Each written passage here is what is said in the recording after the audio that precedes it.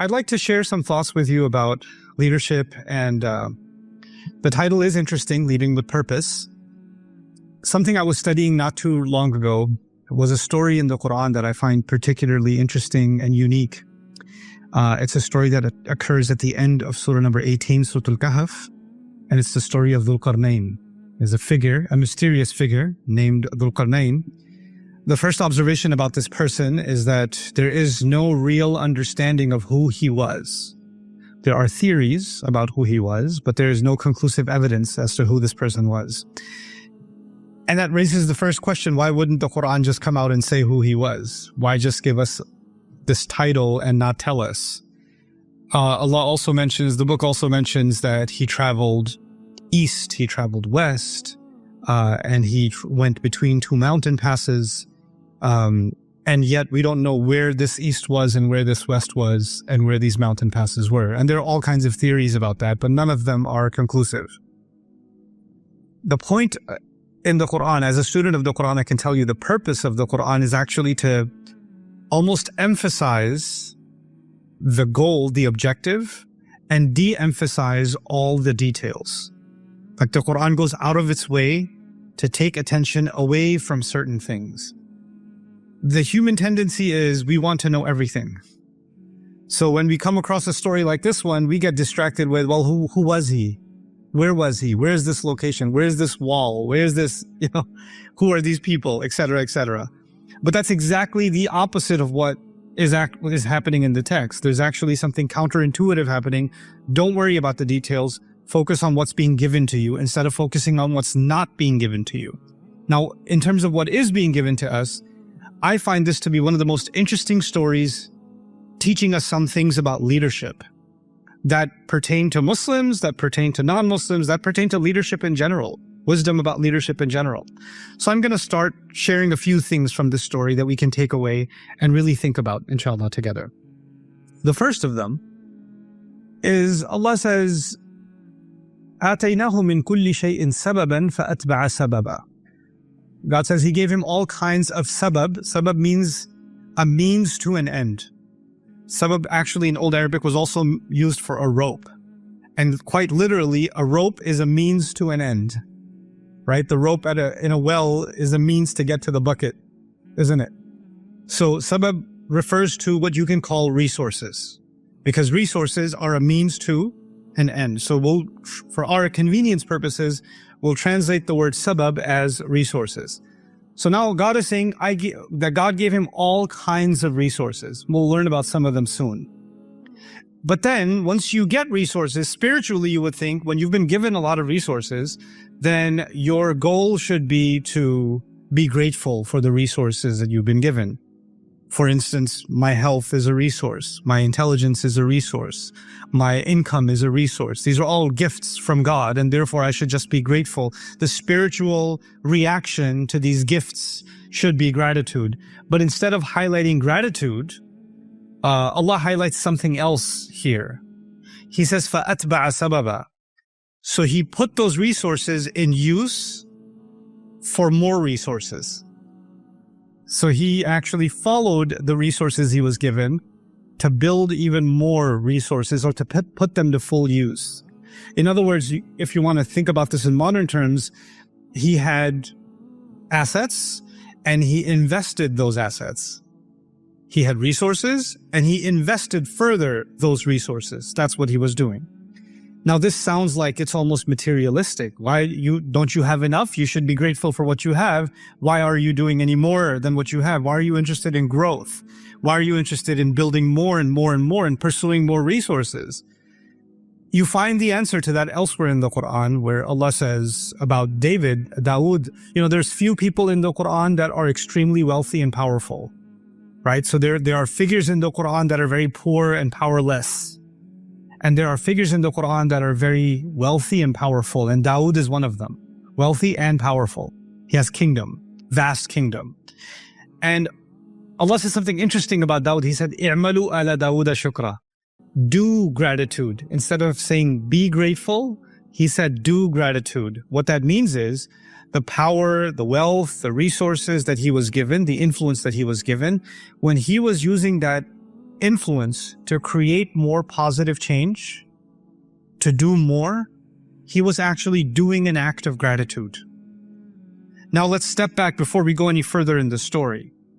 The principle here is that I have been given certain talents in life. I've been given certain opportunities in life. I've been given certain pathways in life that have been made open for me.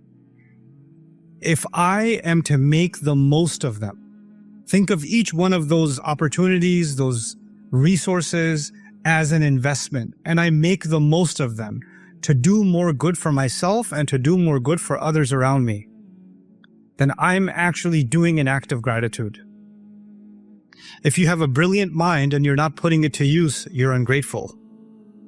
If you have incredible, business acumen and you're not putting that to use, you're being ungrateful.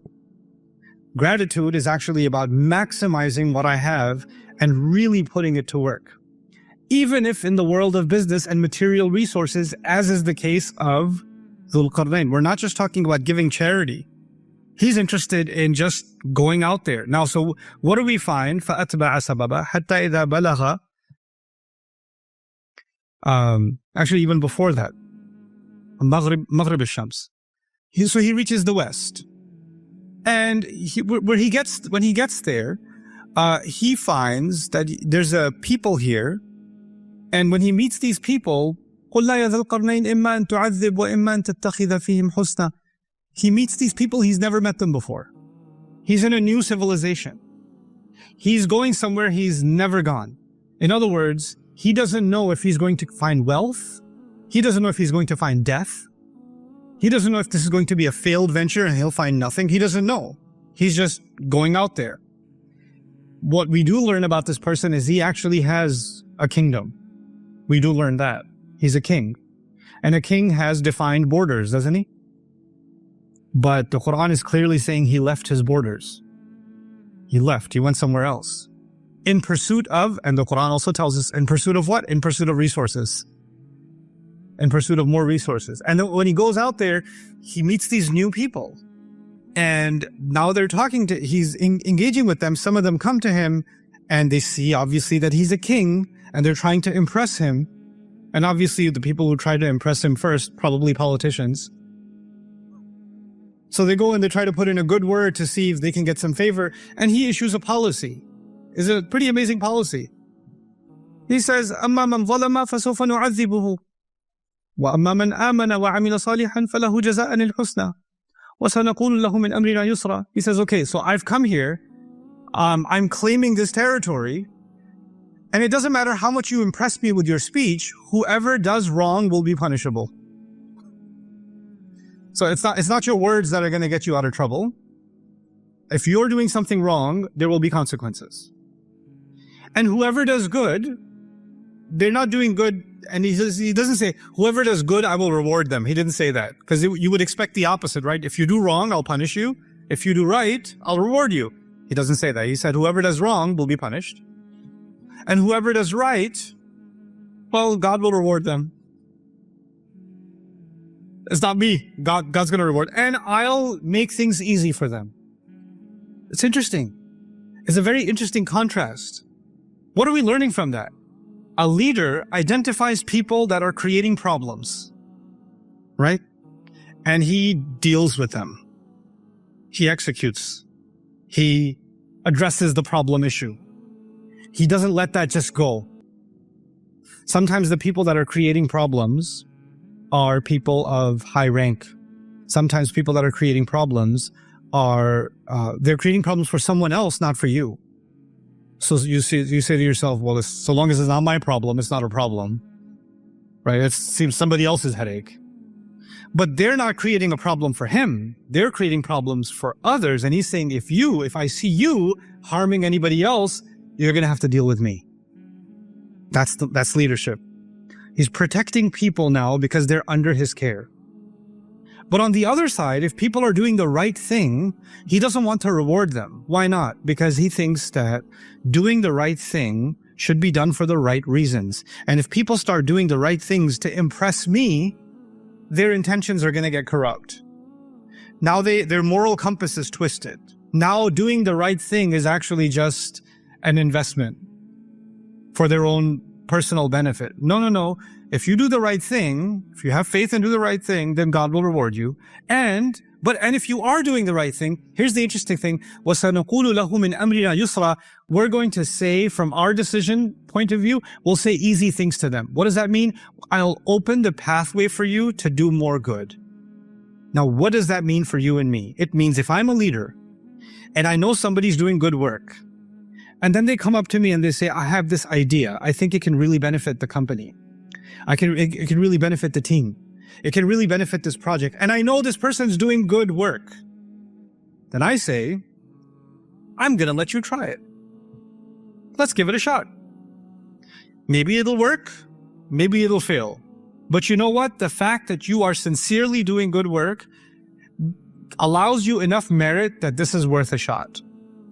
Now, the problem is, I was saying this informally before this gathering.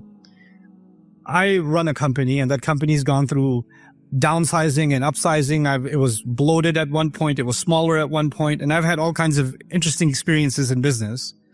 And one of the business challenges in any organization that gets big is that it becomes less flexible. It has multiple departments. Every department has its own group. Every group has their own egos, because we're all human beings, right? And when somebody is in a, and then there's a hierarchy. So if I'm at the top of the hierarchy, then there are my executives and the managers and whoever else. And there's a pyramid, and I'm the pharaoh on top of the pyramid, right? I'm the pharaoh on top. If somebody at the bottom, some intern, somebody has a good idea. They have a good idea. They now have to go to the ego right above them, and then the ego right above them, and then finally make it to me. Most likely, what's going to happen to that idea? Most likely, it will die. That idea could have brought millions in savings. That idea could have opened up an entire different sector of the market in business. It could have. It had that potential. But because that idea was coming from someone who doesn't really count, they're at the bottom. Or that idea was being presented by someone that other people feel insecure about. Because when somebody starts working really hard, they start making other people that are not working hard look bad. Right? And when someone has a lot of ideas and a lot of enthusiasm in the same department as somebody else who just likes to come and sit down and then make sure their pens are in color order and their notebooks are aligned properly, and then they go, time for my morning latte. They have this routine, they have their process, right? And when someone comes along and says, new idea, oh my God, this is so exciting. Can you just breathe a second? Let me just have my morning routine finished, because you're causing me a little bit of anxiety. I think the other employees are getting a little anxious around you. If you could just calm down a little bit, because the rest of us are worried. Nobody else is worried. You're just comfortable being lazy. And now you're insecure about someone who's not being lazy. And so the one who actually has energy and enthusiasm is being quietly, directly, sometimes indirectly being encouraged to not be so active, to not have that many. Nobody really needs to hear your ideas, okay? I graduated from this university. I have a master's degree. I have 20 years of experience. And believe me, that's not a good idea. No, I don't believe you. I don't believe you. The reason you're saying that is because you're scared that new ideas can come and take hold. And if new ideas take hold, change might come. And human beings sometimes, they're not interested in growth.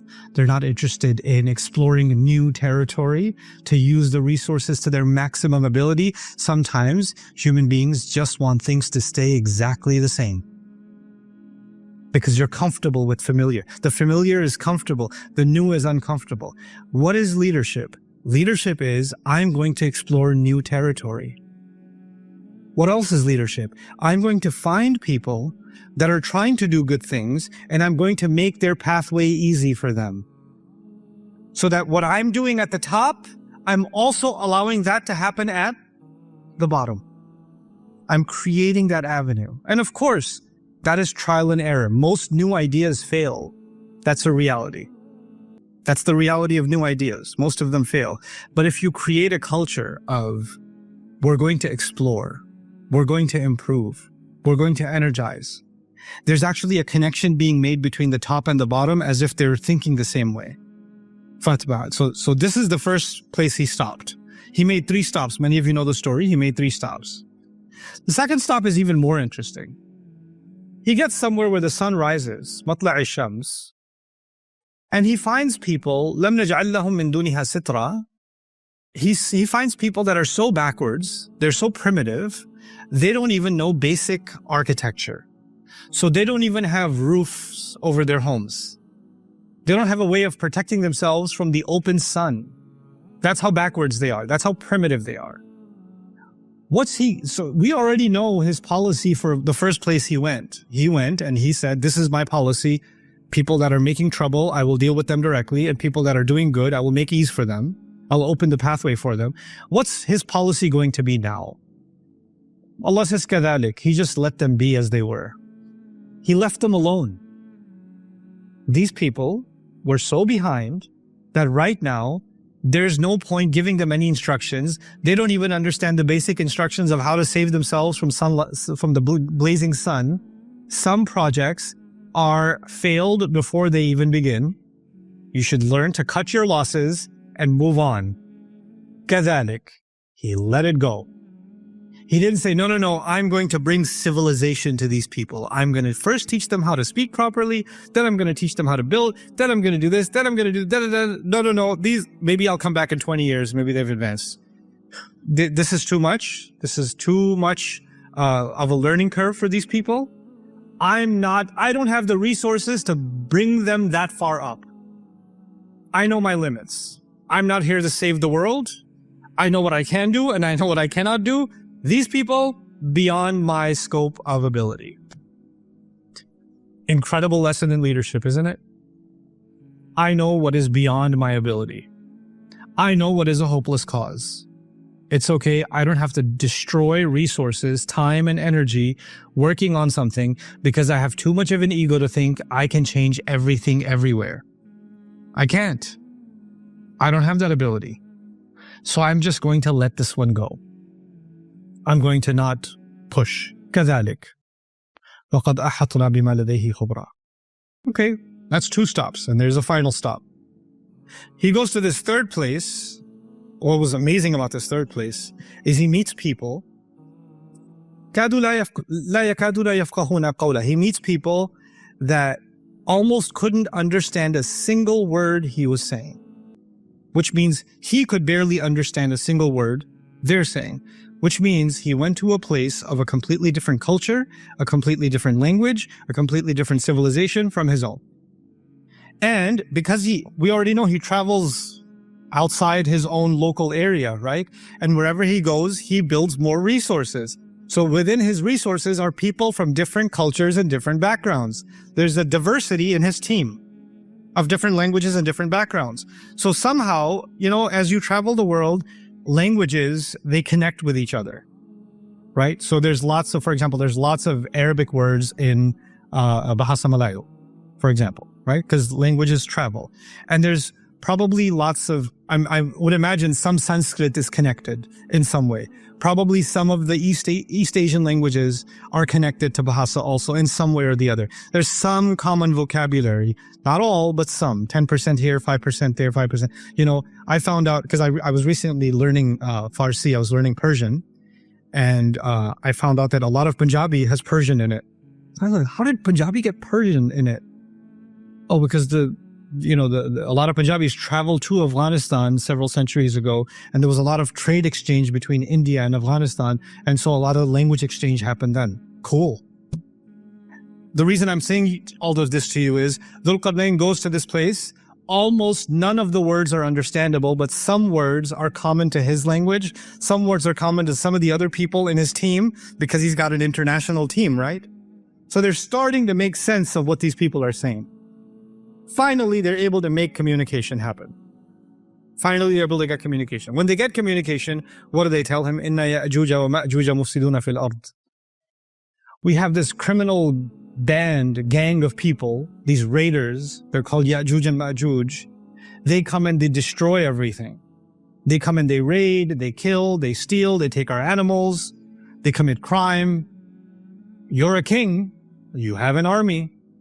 The first place you went to, you said, whenever there's criminals, what am I going to do with the criminals? I'm going to deal with them. Right? That's what he said already. That's his policy. Now he comes to this place and they say, well, we got a lot of criminals. They're called Ya'juj and Ma'juj. Clearly, Dhul-Qarnayn does some investigating and finds out they're not just a criminal, they're an entire army horde. There are thousands of them. There are hundreds, if not thousands of them. This is more than he can handle as a fight. He cannot engage in war with these people because that will also be draining. But he cannot leave either because they are committing crimes. So what's the best solution he could come up with? Let's build a wall. Let's build a barrier so these criminals that are coming and attacking you, they're not going to be able to come anymore. Let's build a barrier. Now, before I go on, I want you to know something. He made 3 stops, right? But does he have the same policy for all 3 places? No. Different situation, different audience, different problem, different location, different culture, and a true leader understands every time there is a different solution. You don't say, we did this last year, it worked. Well, we're not in last year. It used to work before COVID. Well, the world has changed after COVID. It's not what it used to be, right? It used to be that way all the time. We've been doing this for 20 years. Well, maybe that's exactly the problem. Because you've been doing something for 20 years, some of that might still work, some of that might no longer work. You need agility. And that's what a leader needs. A leader is going to new places, he's going to encounter new challenges, and therefore he will have to come up with new solutions. So the solution, the best case solution in this case is, I cannot stop them from attacking you. I cannot defeat them. I cannot end that problem. I can create some kind of a security mechanism. I can build a wall for you. The problem with a wall is, if you build a wall, is it going to eventually deteriorate? Yeah, any construction needs to be maintained. So what does Dhul-Qarnayn do in his genius? If you study the surah carefully, he gets the people that are there that he barely communicated with. Remember? He barely communicated with them. He gets them to build all of the pieces under his supervision. Atuni zubar al-hadid. Qala anfukhu. Bring me these metal pieces. Bring me the copper. Now blow into it, bellow into it. This is how you burn metal. This is how you melt. This is how you weld. This is how you reinforce. This is how you fix. In other words, I'm going to build this wall for you. Maybe those attackers will come. They'll start trying to break the wall. And every time they do damage to the wall, you should have the ability to do the repairs also. Because if I just build it for you and walk away, then it's a temporary solution. But if I teach you how to build it, and therefore also how to maintain it, isn't he doing something called empowerment? Isn't he doing something called training and development? Isn't he creating independence for these people? That's what he's doing. And he's saying, so long as this lasts, it lasts. But this is his contribution. So you find that he is actually coming up with different solutions. And in it, I find it's a pretty amazing philosophy for leadership. There are situations in which the best you can do is defense. Just build a wall. That's all you can do. The problem's too big. There are situations where you cannot always be the one to find the solution. You have to empower people. They have to find the solution. They have to go and look for the answer. Or you have to give them enough training that they can operate independently. They can do that. There are other situations that are too big of a problem and they are outside the scope of what you can do. Walk away. It's the best you can do.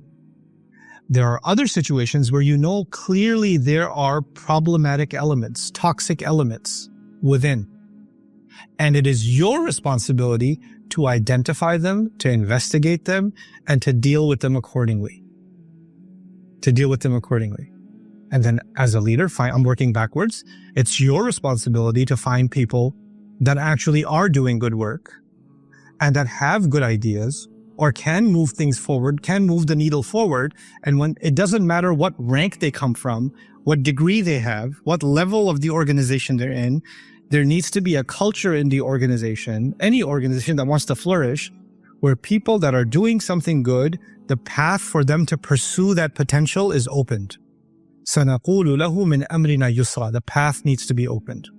And when that happens, people feel truly invested. Now that I've shared some things from the story with you, now I'm going to wrap this up, inshallah, and share some personal experience with you. Bi'idhnillah. Some things you only learn the hard way. So there's studying Quran is the easy part. Life lessons, now that's the hard part. So in my history, I've been an employee in my career. And then for a long time, almost 20 years now, I've been an employer. So I've had all kinds of employees, and I've had really interesting experiences with my employees. And there's different kinds of employees. But the most interesting kind is the one that believes that they are God's gift to humanity and your company. Like they descended from the heavens onto your organization. And they do not have to do anything. They don't have to contribute anything. Before they even contribute anything, their very blessed existence is a gift to the rest of you. Right? And why are they such a gift to humanity? Because they come with some amazing credentials. They have amazing experience, or they have amazing awards, or they have amazing degrees, or something like that. They have something in their past that makes them very impressive. And that's why they come with the mindset, look, I came here to sit on top of this mountain. The rest of you are blessed enough to learn from my wisdom. The problem is, even if I hired somebody who graduated from Harvard or Yale or graduated from MIT and they're top of their class and all of those things, the most important thing for me as an employer is not what they've done. Because I think most interviews are ridiculous. Where did you graduate from? What's your work experience? What did you do in the past? I don't care. You know what my first question is? What are you going to do? How are you going to do it? Why do you want to work here? Do you want to, what's your ultimate objective? If they say, I want to bring my past experience to benefit this organization, in my head, the interview is already over. No, because you're thinking you're coming to benefit. I, as the head of my organization, am constantly learning. I need people with me that have the mindset they're constantly pursuing, constantly learning, constantly adapting, constantly pushing forward, growing. They're not there to get settled in a certain rank, in a certain position. They're not there to teach everybody else. They are there to learn first, learn and absorb first, and then grow. Grow themselves, help other people around them grow. Growth is key. Growth is key. Adaptation is key. Flexibility is key. And so the most amazing team members I've ever had are people that are just eager to learn. Even though they're extremely learned people, they're eager, constantly eager to learn. They'll never miss an opportunity to learn. They're not going to say, I already know this. I already did this. Or this is not how we did things in my old company. Who cares about your old company? You're not there anymore. So why should it matter? So what I'm trying to get at is, how do I even begin to inspire that culture in my team? And I'm not a good leader. I could tell you that. I'm honest confession. I'm the ideas guy. I'm not the leadership guy. But at least culturally, something that I can do for my team is I can demonstrate by example. So what I do in my work, I challenge my team members to find if any of them is more serious about learning and growing than I am. I'm at a point now in my career where if I stopped learning, if I just stopped learning and I just turned a mic on and started talking, I would still have an audience. Nobody would know the difference. I could do that. But I wouldn't be satisfied because I'm no longer growing. I need to grow. I need to invest in myself. I need to learn new things. I need to expand my horizons. And when they see me do that, doesn't matter what department they come from, they want to do that. They want to grow themselves because there's a culture being built of growth, of expansion, of creativity. The other thing I like to do, it doesn't always work, is that people say this sometimes in meetings. You can come to me and tell me anything. Please, I have an open door policy. And then you go to them and you say, sir, you said you have an open door policy. I'd like to send me an email. Doesn't sound like a very open door policy. Or you try to explain the problem and say, actually, you don't understand. Let me explain to you why your problem isn't even a problem and you're the problem. So on the one hand, you're saying open door policy, but actually the moment somebody walks into that door, they walk into a blender and they come out juice. That's not really an open door policy. An open door policy means hey, I need to talk to you about something. Okay, talk to me. Talk to me. Level with me. I respect, in my entire organization, I respect people who can speak to me directly, speak to me frankly, not disrespectfully, but frankly, and leave the rank at the door. They're not talking to me as the CEO. They're talking to me as someone equally concerned about the organization. So they're just bringing up their concern. And they don't have to have some kind of, oh my God, it's the start, I have to... No. We're just having a conversation. The conversation isn't about my ego. It's not about respect. It's about the work. And here's what's working and here's what's not working. I want to create the culture where those conversations can happen without anybody's ego being hurt. Without anybody feeling bad. Because statistics tell us most of our lives we're spending at work. Either we're sleeping or working, right? And then whatever little energy we have left, we get for ourselves and our families and other things. But a huge chunk of our lives is exhausted in work, which means work is not just work, it's also our life. That life has to be meaningful. That life has to be productive. That life has to be, nurturing. And so, we have to build that. And last thing I'll say about, I kept saying good ideas. I'll just mention the example we were talking about in the private meeting. Sometimes you have, let's just say, I'm being hypothetical. Let's say you have 4 departments. Yeah? And 3 of those departments are very big. And one of those departments is tiny. And somehow, the 3 big departments are not they're not productive. They're not doing what they should. They've been there a long time and they accomplished a lot in the past, but now they've slowed down and things aren't going as well, or they're stalling, right? And then you have this little tiny department, the extra department, the department. They get the office next to the bathroom, that department. And somehow they did something that showed a lot of growth potential. It showed some growth. Now you're like, If you're a good leader and you see something has potential, what do? You say, let's inject some fuel into this small department. Let's see how far we can take this. Let's see if we can grow this. Because growth can come from unexpected ways. COVID taught us that, right? It can come in unexpected ways. Okay. So now you decide to put some time, energy, resources, attention, investment into the smallest department. You tell me, take a guess. Who starts getting nervous when you invest in the small department? The 3 big departments. What are you doing? That's a waste of resources. You know how small they are? I've been here for 20 years. We've been doing this way for a long time. You know what happens? Sometimes the biggest obstacle to growth are people who want to keep things from growing. Without realizing that all 4 departments, that's like saying this hand is able to do something, or my right hand is able to do something my left hand is not able to do. And the moment I start fixing things with my right hand, my left hand gets insecure. Hey. You really want to do that one? It's a little imbalanced over here. Let's do things where both hands are together. No, some things are meant better for the right hand. But by the way, when you're accomplishing something from one part of the body or another part of the body, who's the eventual beneficiary? Everybody. I can't have one hand competing with the other hand.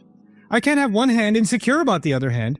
So an organization cannot fully function if parts of it are insecure about other parts of it. Parts of it are jealous of other parts of it. Parts of it are seeing themselves as competition with other parts of it. Healthy competition is fine. But when we create that kind of an internal culture, we are actually destroying the organization from within. We're hurting the organization from within. Creativity should be celebrated. Successes should be celebrated. Investments should be made where they are most fruitful. And investments should discontinue where Dhul-Qarnayn says, I can't help here. You should know when to quit. You should know when you're putting time, energy, resources in something and it's just not going anywhere. You need to know, hey, I know it's going to hurt some people's feelings, but we got to go. We can't do this. That's leadership. So I pray that some of these concepts are of meaning to you, inshallah. Jazakumullahu khairan. Assalamu alaikum wa rahmatullahi wa barakatuh.